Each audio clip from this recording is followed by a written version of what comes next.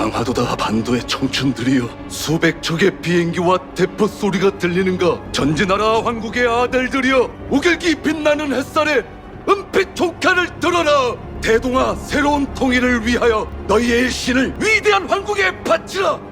Apesar da aparente aliança entre a Coreia e o Japão, a história desses países é, no mínimo, conturbada. Guerras, destruição e a tentativa de colonização são apenas alguns exemplos do que o imperialismo japonês foi capaz de fazer na Coreia. Uma rivalidade que começa no século XVI, se aprofunda no século XX e deixa marcas até hoje. Sejam bem-vindos ao Sessão Pós-Créditos, eu sou o Marcelo e no dia de hoje a gente vai falar de Exuma, um thriller sobrenatural sul-coreano lançado no dia 22 de janeiro de 2024, que usa um pouco de folclore e xamanismo coreano para falar da rivalidade histórica entre a Coreia e o Japão.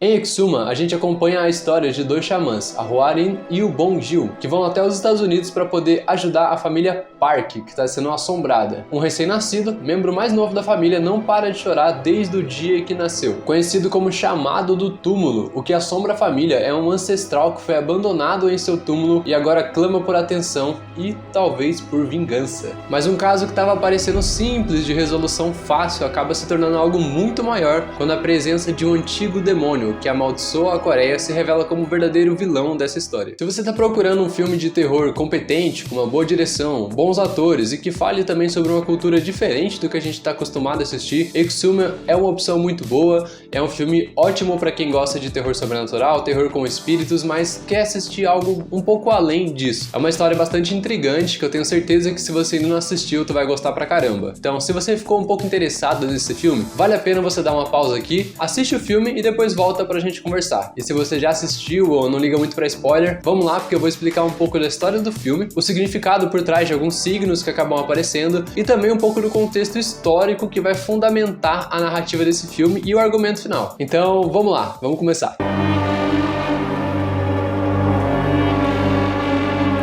No primeiro capítulo do filme, a gente vai ter a apresentação dos personagens principais. Primeiro, os xamãs que eu citei, que é a Hwarin e o Bong-gil, que eles vão até os Estados Unidos para tentar resolver esse caso da família Park. Temos o patriarca da família Park, o Ji-young, que apesar de não ser o mais velho da família, o seu pai tá doente, o seu pai tem uma doença que deixa ele ali de cama, só descansando, então ele acaba assumindo a responsabilidade pela família e também a responsabilidade por resolver esse problema que tá assolando eles. Então, basicamente, através desse personagem, a gente entende um pouco da história dele ali. Ele fala que ele tinha um irmão mais velho que sofria de problemas psicológicos e que acabou indo embora. Depois disso, ele começou a ter vários pesadelos, ele não conseguia dormir, até que o seu filho nasceu. E depois do filho dele ter nascido, os pesadelos para ele acabaram. Mas o filho dele não para de chorar desde o primeiro momento que nasceu. Nesse primeiro capítulo a gente entende o quanto isso é difícil para a família, o quanto isso está incomodando ele e pressionando eles a resolverem a situação. Então, para resolver isso, o Ji-young tem que voltar para a Coreia do Sul, aonde ele e os outros protagonistas, os xamãs, vão se encontrar com o Sandeo e com o Young-jan. O Sandeo, ele é um geomante e basicamente o que significa isso? A profissão dele é escolher bons terrenos para que seja construído túmulos, prédios comerciais e até mesmo casas. A geomancia, você pode encontrar também como Feng Shui, é uma crença bastante antiga, onde para escolher esses terrenos que vão trazer mais prosperidade para as famílias, ele tem que analisar os 5 elementos. Os 5 elementos aqui na cultura coreana vão ser madeira, metal, fogo, água e terra. Então a propriedade, o terreno que tem esses elementos em harmonia, ele faz com que a energia vital, a energia da terra, flua por ele e gere prosperidade, que seja um terreno bom. E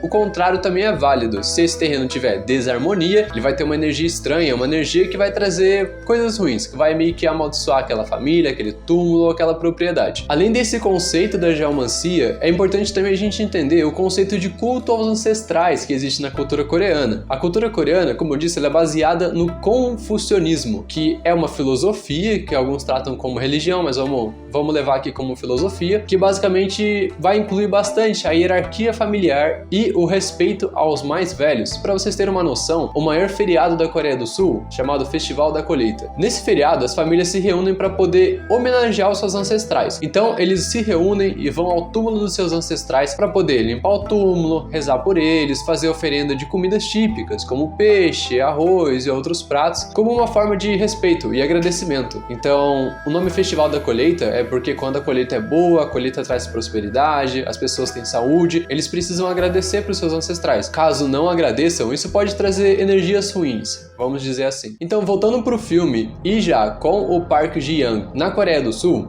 a gente tem uma reunião dele com o Sandeo, que tenta entender um pouco quem que é o ancestral dele, que no caso é o avô. Ele tenta entender um pouco e ele percebe que o Ji-young, ele fica um pouco receoso, ele não quer falar muito sobre isso, ele tenta guardar, mas o Sandeo acaba aceitando e indo até o local para poder investigar. Então o grupo que a gente tem aqui vai até o norte da Coreia do Sul, bem pertinho da fronteira com a Coreia do Norte, para visitar esse túmulo que fica no pico de uma montanha em uma propriedade privada ali, um local fechado. Primeiramente, essa montanha ela é um local meio inóspito, porque tem neblina, a gente consegue ver algumas raposas ali também, e quando eles chegam lá para ver o túmulo, a lápide é só um pedaço de pedra, tipo, não tem nada, não tem escrito o nome da pessoa, o que ela é, não tem uma frase, só quando o Sandeo vai investigar, tem ali coordenadas, são coordenadas de exatamente aquele lugar aonde o avô do Ji-young tá enterrado. O Sandeo não gosta das energias daquele lugar, então ele não quer mais fazer o trabalho, só que depois ele volta. Eu não vou falar muito dessa parte porque pra mim é um pouco de enrolação, mas resumindo, ele volta porque ele é pai. Então ele sente a dor que o Ji-young sente pelo recém-nascido, então ele acaba que tremula um pouco, fala que não quer, mas depois acaba aceitando o trabalho sim. Por conta das energias negativas, a Hwarin dá a ideia de fazer um ritual chamado Ritual da Passagem da Má Sorte, que basicamente, quando eles levarem o pessoal lá para poder fazer a exumação do caixão, eles vão fazer um ritual que pega as energias negativas e direciona essas energias para outro lugar. Para mim, essa é uma das melhores cenas do filme, a cena que vai ficar muito marcante, porque o ritual é uma coisa muito bonita, tem ali elementos como música e dança do folclore coreano, é uma cena bastante legal. Eles conseguem desenterrar o caixão com a ajuda de alguns trabalhadores e é um caixão muito bonito, feito de madeira muito nobre, com desenhos muito bonitos em cima dele, o que acaba aumentando as suspeitas sobre quem é aquela pessoa, quem é o avô do Ji-young. O Sandeo acaba perguntando pro Ji-young sobre isso, mas a única resposta que ele recebe é um pouco de frieza e algumas informações sobre o porquê o avô dele foi enterrado ali. Ele disse que quem escolheu o local foi um monge budista chamado Gitsune, e esse monge escolheu esse local justamente por ser um local mais reservado, já que o avô dele era parte da elite do país, quis colocar ele num local um pouco mais reservado ali para não chamar muita atenção. Depois de retirar o caixão, alguns trabalhadores ainda estão ali naquela cova e tem um cara que acontece uma coisa muito estranha com ele, porque ele tá ali com a sua enxada e acaba que um animal sai do meio da terra. Esse animal, ele é meio que uma cobra com a cabeça de um ser humano, como a cabeça de uma mulher. E obviamente ele assusta ao ver aquele negócio saindo da terra e ele rapidamente pega a enxada, que é o instrumento que ele tá usando, e mata aquele bicho. Só que quando ele mata, uma coisa muito estranha acontece, que o bicho grita e começa a vir nuvens de chuva. Então, quando eles colocam um caixão no carro funerário para poder levar para o lugar da cremação, tá chovendo bastante. E de acordo com a superstição local, se você crema uma pessoa num dia de chuva, ela não vai para um lugar bom. Basicamente, cremar um caixão no dia de chuva é tipo condenar uma pessoa a ir pro inferno, assim. Então, eles preferem esperar e levam esse caixão até um hospital próximo, ali para ele ficar ali enquanto a chuva passa. Porém, em filme de terror sempre tem aquele personagem idiota que faz cagada. E nesse filme não é diferente não, só que não incomoda. Esse clichê não vai incomodar também. O que acontece aqui é que um funcionário desse hospital, mesmo que deixou levar o caixão ali, ele percebe que o caixão provavelmente uma pessoa rica, é um caixão que chama bastante atenção, então ele tenta abrir o caixão. E é aí que a merda vai começar, porque esse espírito que estava assombrando a família Park, o espírito do avô do Ji-young, se liberta. E aí é quando as coisas começam a descambar, porque quando ele se liberta, a Hwarin sente o espírito realmente está livre, e a primeira coisa que esse espírito faz é ir até o pai do Ji-young. Ele aparece lá, tipo, nos Estados Unidos, ele usa um teletransporte, não sei como isso funciona, mas acredito que seja uma proximidade sanguínea que faça ele poder ir atrás dos membros da família. Então, como eu disse, ele aparece nos Estados Unidos, ele aparece para a primeira pessoa, que é o pai do Ji-young, que é o homem que eu citei, que ele tá acamado, tá tá um pouco doente, e ele consegue reconhecer o espírito. Ele percebe que é o pai dele e deixa o espírito entrar em casa. Nesse momento, o filme já tá totalmente assustador, a direção é muito boa e consegue mostrar meio que de relance ali a silhueta do espírito entrando na casa e já indo se alimentar. Porque lembra que eu falei pra vocês que o culto aos ancestrais é importante e é importante levar comida pra oferecer? Como a família Parker se mudou para os Estados Unidos, eles ficaram tipo assim, anos sem levar nada pra ele. Então esse espírito tá vingativo e faminto. Justamente por isso, ele se alimenta e ele mata o próprio filho aqui mesmo. Eu achei interessante porque meio que ele provocou uma parada cardíaca, segurando o coração e tal. Tinha mais uma pessoa na casa que eu não entendi muito bem se é a irmã do Jiang, se é a mãe dele, mas a pessoa acaba morrendo também assassinada. E a partir desse momento, o espírito vai atrás do Jiang, que tá na Coreia do Sul. Por isso que eu brinquei com a questão do teletransporte, porque o espírito fica indo em um segundo, vai de um lugar pro outro. Mas enfim, tem uma cena muito interessante aqui, que o Jiang, ele atende uma ligação do Sandeo. E o Sandeo avisa pra ele que deu merda e ele tem que ficar longe da porta. E nesse mesmo instante, o Sandeo bate na porta, dizendo que deu merda e que ele tem que entrar. Então o personagem fica indeciso, tipo, em quem ele confia. E ele acaba escolhendo confiar na voz do Sandeo, que fala pra ele ficar longe da porta e ir pra perto da janela, abrir a janela. Quando ele abre essa janela, a gente consegue ouvir uma risada muito macabra vindo do telefone e o Jiang é possuído pelo espírito do próprio avô dele. Essa possessão começa a reproduzir algumas memórias do avô do Jiang. Então ele faz uma reverência militar e começa a proferir algumas palavras, falando para os jovens da Península Coreana avançarem, marcharem junto do exército japonês. E isso já dá uma dica de quem é esse personagem. Nesse momento, o Sandeo já conseguiu entrar dentro do apartamento e a gente vê que o fantasma, que o espírito ali que possuiu o corpo do Jiang, ele tá se alimentando, ele bebe água toda hora, e inclusive tem uma cena muito macabra, onde aos poucos ele vira o pescoço do Jiang, aí tipo, tentando apontar assim pra trás, pra ele poder falar com o Sandeo. Ele fala que a raposa partiu a cintura do tigre. Basicamente ele fala uma frase parecida com essa. E acaba matando o Jiang, tipo, terminando de dele. Eu não sei se eu posso falar isso no YouTube, então eu acho que eu vou censurar. Aí se tiver censurado, vocês, sei lá, interpretem como quiser. Depois de matar o Jiang, esse espírito claramente vai atrás do recém-nascido, o filho dele. E nesse momento os personagens já não têm opção nenhuma, a não ser cremar o corpo com caixão na chuva mesmo. E é isso que eles acabam fazendo. Tem uma correria rolando enquanto esses acontecimentos acontecem, que eles precisam ligar para uma pessoa da família Park para poder que esse processo seja aceito e eles consigam cremar o caixão. Então tem bastante tensão por conta disso também, mas eles acabam conseguindo cremar o caixão e livrar a família do espírito. Só que isso é só metade do filme. Algumas coisas vão ficar em aberto ainda, como a questão daquela criatura que era uma cobra bizarra, a questão de quem realmente era o avô do Jiang e esse monge Kitsune que escolheu aquele lugar bizarro para ele ser enterrado. Então agora a gente vai para a parte 2, que responde um pouco essas questões.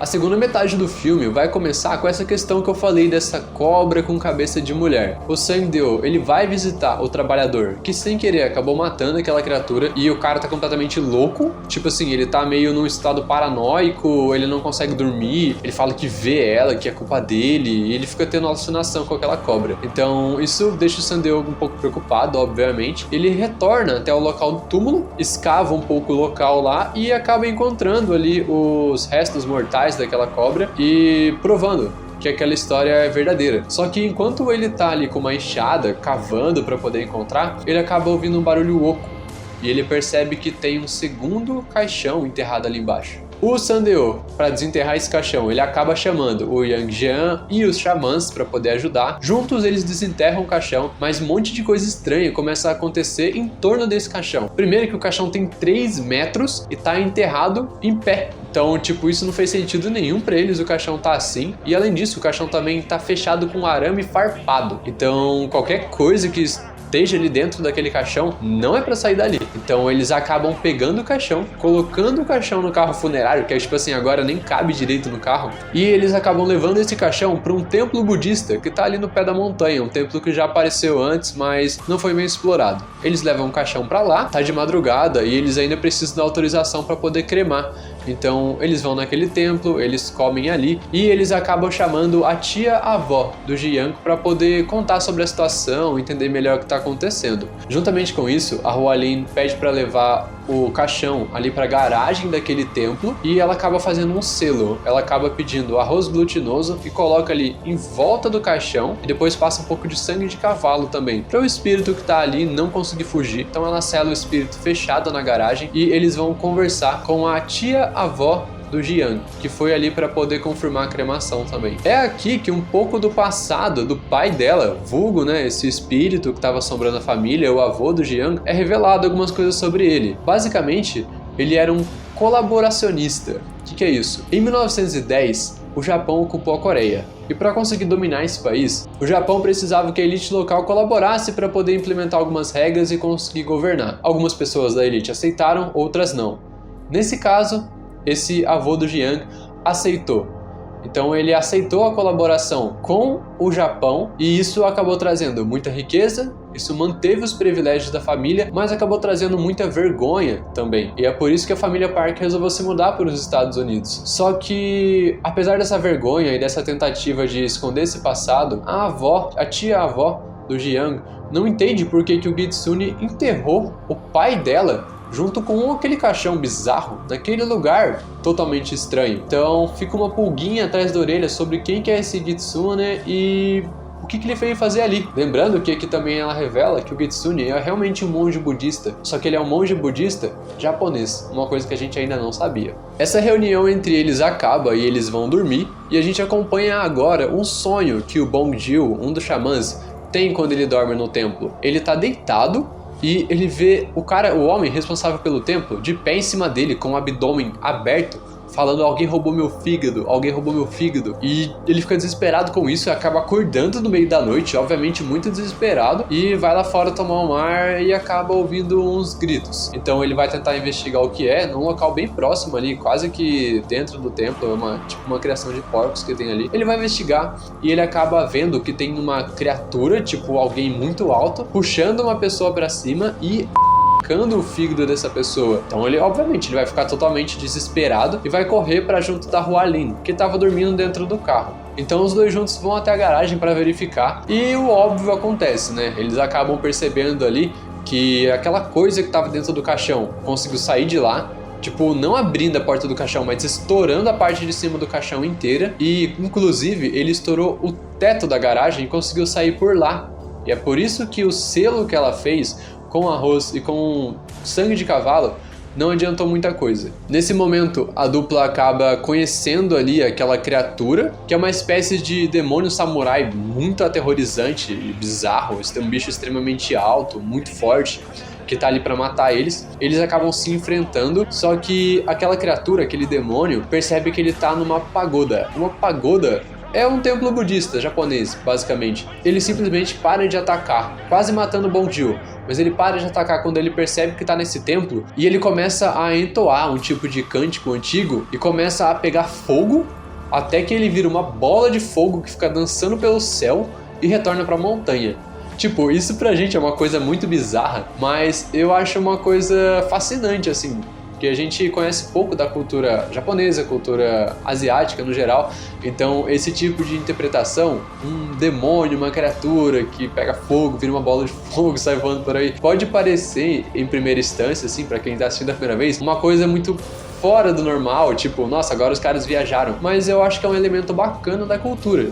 Inclusive, essa bola de fogo, ela chama a atenção deles, eles ficam hipnotizados, tendo várias visões, e essa criatura retorna, como eu disse, pro pico da montanha, no túmulo onde ela estava enterrada. Depois dessa noite bizarra, a gente vê que o Bong-gil foi parar no hospital e as coisas começam a se encaixar, porque a Hualin, ela disse primeiro que ela ligou para uma amiga e perguntou sobre o monge japonês Kitsune. Ela descobriu que o mestre dela conhecia esse monge, inclusive ele já até falou com esse monge e disse que esse monge era um homem com uma energia extremamente forte, que ele tinha energia de uma raposa, e que as coisas vão começar a se encaixar. A Hualin diz que o que atacou eles tinha sombra e deixava pegada, então não era algo totalmente espiritual, aquilo era um ânima. E na teoria do xamanismo coreano, um ânima é basicamente a fusão de um espírito comum com um objeto. Então aquela criatura, ela era física porque ela tinha um objeto associado a ela. E o Sandeok, ele revela também algumas investigações que ele fez naquele templo budista. Ele encontrou algumas estacas de ferro e algumas picaretas, pertencente a um grupo de saqueadores de túmulos. Então é explicado pra gente que o Kitsune tinha enterrado o avô do Jiang ali num ponto bem alto, numa propriedade privada, para conseguir proteger o túmulo dele, né, desses saqueadores, por isso que o local era fechado e tal. Mas juntamente com esse material que o Sandeok acha, ele acha um diário também. E ele lendo aquilo, entende que esses saqueadores de túmulos não eram bem saqueadores de túmulos. O nome deles era Aliança de Ferro e eles tinham descobertos diversas estacas de ferro que estavam presas ali pela Coreia, presas no solo da Coreia. Então eles estavam tirando essas estacas e uma dessas estacas estavam ali, que o Sandeok, ele entende que a estaca tá no túmulo, que o ânima tá protegendo ela. Então, basicamente, essas estacas de ferro estavam sendo usadas para travar a energia da Terra, para que a energia da Terra não flua. Lembra quando eu falei do equilíbrio dos elementos da natureza? Esse ferro estava impedindo o equilíbrio, ele foi colocado ali para conseguir travar a energia vital. A Aliança de Ferro estava retirando isso para conseguir retornar a energia vital ali da Coreia. Então, a última estaca, eles não conseguiram, justamente por causa desse guardião, desse ânima que estava ali protegendo. Então, como o Sandeok, como eu disse antes, ele é pai, ele se importa bastante com a Terra, com o que ele vai deixar também para as próximas gerações. Então eles formam ali uma força-tarefa e eles têm a ideia de distrair o ânima enquanto eles vão tirar a última estaca do chão, que é o que esse ânima está protegendo. E esse plano funciona no começo, porque a Hwoarin, ela consegue pegar uma árvore muito grande que tinha ali na montanha, ela enfeita a árvore, coloca uma fumaça e ela finge que ela é uma entidade da montanha que está querendo expulsar aquele demônio dali. Então por algum tempo ela consegue sim distrair aquela criatura, mas o Sandeok e o Yang Jian, eles vão até o túmulo, começam a escavar tudo com as picaretas que eles encontraram, que era uma das ferramentas da Aliança de Ferro, mas eles não encontram nada, nenhuma estaca tá ali dentro. Então o tempo que a Hwoarin conseguiu para eles acaba sendo inútil. Esse demônio, esse ânima, retorna ao túmulo quando percebe que está sendo enganado e ataca os dois que estão ali. Inclusive, ele consegue capturar eles e no momento onde ele segura os caras para poder tirar o fígado, o Sandeok consegue olhar através dos olhos dessa criatura, dos olhos desse demônio, e ele tem uma visão, ele tem uma espécie de vislumbre do passado desse demônio. A gente vê uma cena de guerra, uma cena bem antiga, com samurais assim, tem uma katana enfiada no meio do campo de batalha e essa arma pega fogo. Depois a gente vê um samurai, e esses samurais fazendo parte de um ritual estranho. Nesse ritual, o pescoço do samurai é cortado e a katana é enfiada dentro do corpo dele. Eles costuram de volta ao pescoço e colocam dentro de um caixão que a gente já conhece, o caixão com arame farpado, e enterram em pé. Basicamente, essa é a última estaca que o Kitsune colocou. É uma estaca em forma de espada, colocada, na verdade, dentro dessa criatura, é onde ela foi enterrada ali em pé, para fazer essa função de estaca mesmo. Então, descobrindo isso, tem uma cena muito legal aqui, que o Sandeok, ele pega o cabo de uma picareta que ele estava usando, ele coloca a mão ali no ferimento que o ânima fez nele, passa o sangue no cabo, e ele dá diversos golpes, e ele consegue abrir o ânima no meio, mas tipo, como que ele consegue fazer isso usando um cabo de madeira e usando sangue? Lembra quando eu falei dos elementos? Dos elementos da geomancia? Existem alguns desses elementos que o Sandeok, quando tá lendo ali o diário da Aliança de Ferro, descobre que eles são elementos opostos. O samurai, como tinha uma espada flamejante dentro dele, uma espada que matou 10 mil inimigos, ele representa ali a união do fogo com o metal. Então, o elemento que ao contrário disso seria a madeira do cabo da picareta e a água do sangue do Sandeok. Então, quando ele pega e faz isso, passa sangue ali no cabo da picareta, ele consegue abrir o ânima no meio e finalmente acabar com essa maldição. Então, depois desse combate, tem uma pequena cena no hospital onde a gente vê que o Bong-gil sobreviveu, onde a gente vê que o Sandeok sobreviveu, e o filme basicamente tem um final feliz. Mas eu sei que depois de tudo isso que eu te falei agora, ainda não deu pra entender muito bem o que esse filme tá falando. A gente conseguiu entender um pouco da importância dos ancestrais, um pouco desses elementos da natureza, mas tem muitas pontas soltas. A primeira dessas pontas é o Kitsune.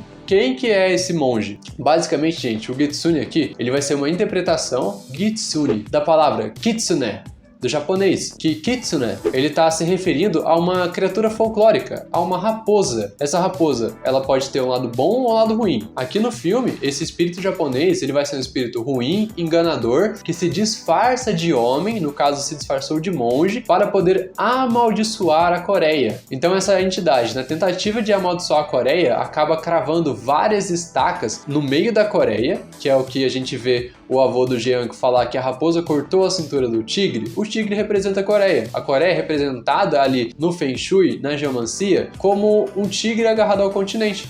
Então ele colocou estacas de ferro no meio da Coreia para poder impedir que a energia vital fluísse e assim amaldiçoá-la. Então ele representa aqui no filme, de uma forma metafórica mesmo, o Japão amaldiçoando a Coreia. Um espírito japonês, uma entidade japonesa amaldiçoando a Coreia. Mas por que o filme fala isso? Por que o filme traz esse argumento que essa raposa malandra japonesa amaldiçoou a Coreia? Inclusive dividiu a Coreia, porque as estacas de ferro estão na fronteira com a Coreia do Norte. Pra gente entender isso, um pouco dessa perspectiva, a gente tem que conhecer um pouco da história coreana. A gente vai voltar um pouquinho agora, no finalzinho do século XVI, nas guerras Imjin.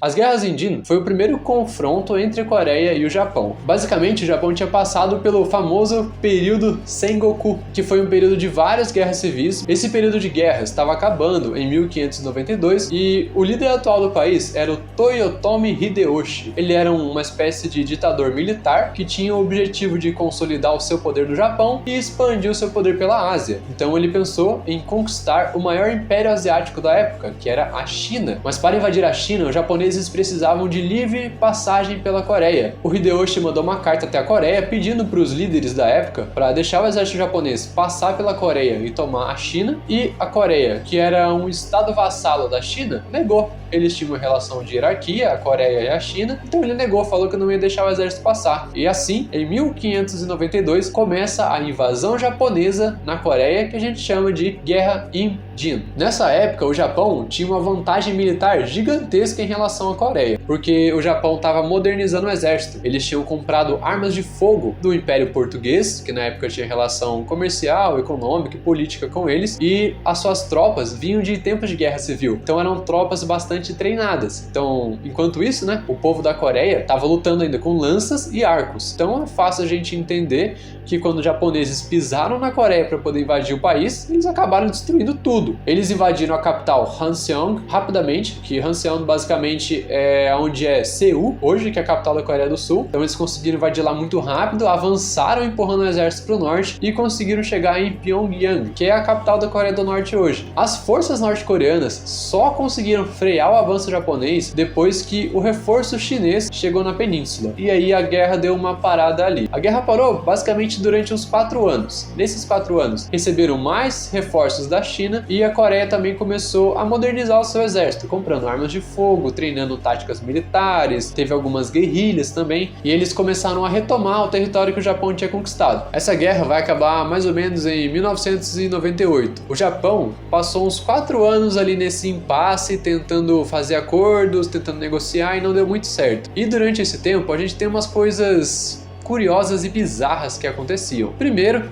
que o Japão destruiu 2/3 das terras agricultáveis da Coreia, gerando uma grande crise ali alimentícia. Outro ponto é que nessa época, artesãos coreanos eram muito famosos e admirados até na Ásia por fazer aqueles vasos de cerâmica muito bonitos que a gente conhece. E os japoneses sequestraram dezenas, centenas desses artesãos, levando eles para o Japão para criarem novas artes no Japão, só que em detrimento da Coreia, que acabou ficando sem esses artesãos. Mas a coisa mais bizarra e que me chamou bastante atenção é que o Japão nessa época tinha uma tradição de cortar a cabeça dos inimigos que caíam em batalha. Então eles chegavam lá, derrotavam um monte de gente, saia a cabeça. Eles mandavam essas cabeças até o Japão como uma forma de demonstrar que a guerra tá indo muito bem, que o exército japonês tá indo muito bem. Só que por conta da logística, né, eles tinham que navegar para ir voltar pro Japão, não tava dando muito certo. Então eles resolveram cortar orelha e nariz das pessoas que acabavam sendo mortas. Eles cortavam essas orelhas e narizes, mandavam para o Japão, e lá no Japão esses restos mortais eles eram salgados para ser conservados e depois enterrados. Inclusive, no lugar onde enterravam esses restos, hoje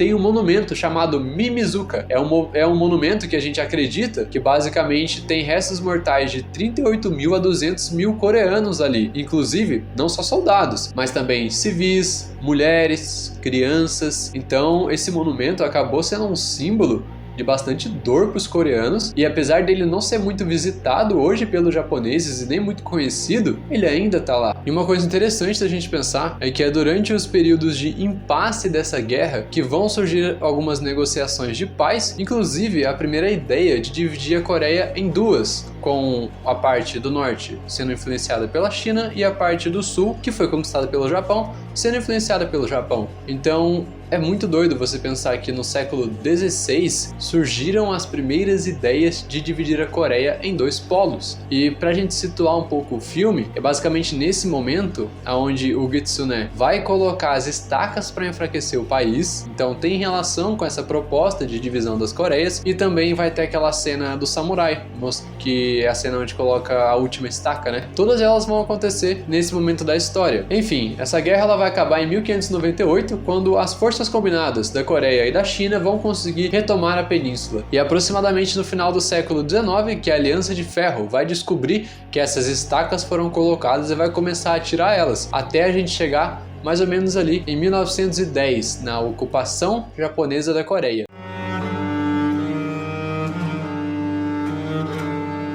E esse momento, ele é um pouco mais brutal e é um momento que não teve guerra, porque basicamente o Japão, anterior à ocupação, tinha lutado e ganhado a Primeira Guerra Sino-Japonesa e também ganhado a Guerra Russo-Japonesa. Então esses dois impérios que influenciavam a Coreia acabaram perdendo, e o Japão apenas ocupou a Península Coreana sem precisar de um conflito em larga escala. O Japão ocupou para poder colonizar a Coreia. E aqui o negócio começa a ficar muito feio. A primeira coisa que o Japão fez, ainda em 1910, para colonizar esse território da Coreia, foi fazer uma espécie de reforma agrária. Aqui o governo estipulou uma lei dizendo que as terras agricultáveis só iriam pertencer às pessoas que tivessem documentos escritos provando que aquela terra é deles. Em contrapartida, uma cultura comum na Coreia nessa época, que era a cultura de você herdar a terra e você passar a terra através da tradição oral. Então os camponeses, pessoas mais simples, não tinham esses documentos. Logo, eles tiveram que pagar um aluguel para o governo japonês sobre a própria terra que era deles, fazendo as terras agricultáveis, que no começo da ocupação 90% pertencia ao povo coreano, ali nos anos 30 já passou a ser quase 50%. Então foi uma maneira rápida do Japão exercer o poder sobre aquele povo, tomando as terras deles. Uma segunda coisa que eles fizeram, agora mais no âmbito cultural, foi proibir os coreanos de terem nomes coreanos. Eles incentivavam, na verdade quase obrigavam os coreanos a terem nomes japoneses, nomes e sobrenomes japoneses, né? Tendo que abandonar os nomes comuns, os nomes tradicionais da Coreia. Além disso, quando começou a Segunda Guerra Mundial, em 1939, o Japão também obrigou diversos trabalhadores a forçadamente irem trabalharem nas suas outras colônias. Houveram aproximadamente 5 milhões e 400 mil coreanos que foram obrigados a trabalhar, e a gente sabe que são nos lugares totalmente perigosos, empregos que os japoneses não iriam querer fazer. Inclusive, alguns foram até recrutados pelo exército imperial japonês, o que faz aí uma conexão com uma parte do filme, que é a parte da possessão, em que o espírito acaba tomando o corpo de Ji-won e profere um discurso ali em favor do jovem coreano lutar pelo império japonês. E esse é o contexto desse acontecimento, esse é o contexto dessa lembrança que o avô do Ji-young tem. Mas não tem como falar da ocupação japonesa na Coreia sem falar do que foi o possivelmente evento mais traumático que os japoneses causaram ali, que é o que a gente chama de mulheres de conforto. Eu não vou entrar em detalhes porque é muito pesado.